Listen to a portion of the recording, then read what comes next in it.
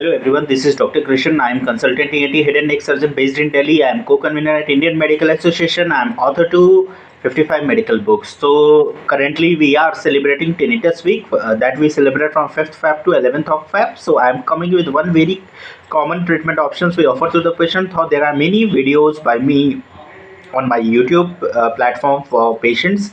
So uh, one video typically that is very common in my patients and in other patients in India also, the about tinnitus. You can see regarding the tinnitus masker, about the tinnitus masker, how tinnitus masker helps the tinnitus patients and whom should use tinnitus masker and whom should not. I would like to discuss in this video. Basically tinnitus masker क्या है, ये device है. Basically आपको पता है कि tinnitus में क्या होता है, कान में एक रिंगिंग सेंसेशन होता है, घंटी जैसा बजता है. उसके कारण कई हो सकते हैं.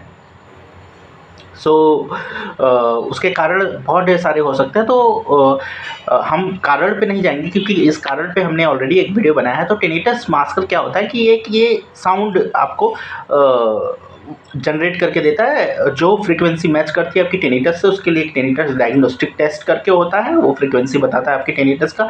और ये टिनिटस मास्कर उसी को आपके कान में जनरेट करेगा, तो आपको टिनिटस से जो होने वाली समस्या है उससे नहीं होगा.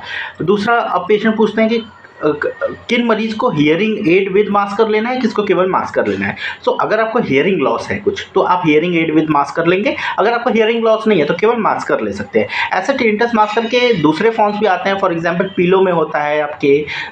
सो वो सब है. सो अब क्या है, कई मरीज ये भी पूछते हैं कि हमारे पास हमें रिंगिंग सेंसेशन की प्रॉब्लम है तो हम किसको प्राइमरी दिखाएं. हम हियरिंग टेस्ट, कई लोग सोचते हैं कि ईएनटी को दिखाएंगे, वो जांच कराने के लिए ऑडियोलॉजिस्ट के पास भेजेंगे या ऑडियोलॉजिस्ट, तो हम डायरेक्टली ऑडियोलॉजिस्ट के पास दिखा लेते हैं. तो एक्चुअली हेल्थ केयर ऐसा नहीं है, इतना सिंपल नहीं है कि आप डायरेक्टली दिमाग लगाओगे और वो सही होगा. टिनिटस का primary contact ENT specialist, ENT surgeon ही होता है, क्योंकि काफ़ी मेडिकल कॉजेज होते हैं टिनिटस के.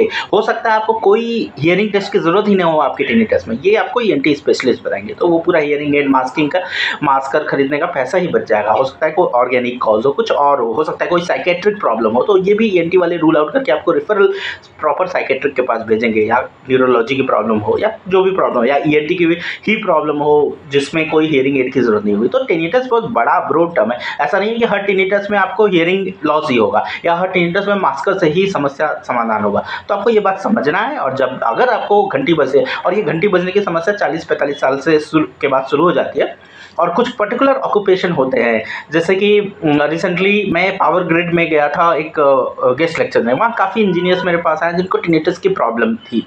तो ये इसलिए है क्योंकि वहाँ वो अपने यंग एज से 24-25 साल से लेके लाइफ के पूरे ऑलमोस्ट 60 साल तक, 60 ईयर्स ऑफ एज तक वो उसमें काम करते हैं. वहाँ ट्रांसफार्मर की आवाज़ हम करती है. क्योंकि मुझे एक गेस्ट लेक्चर के लिए इनवाइट किया गया था, तो मैं भी कैंपस में रुका था उनके गेस्ट हाउस में. और एक दिन मैं भी रुका और मुझे भी मतलब एक पूरे कैंपस में एक हम से साउंड. तो ये कहीं ना कहीं लॉन्ग रन में ये आपको उन मरीजों में टिनिटस की प्रॉब्लम होती है.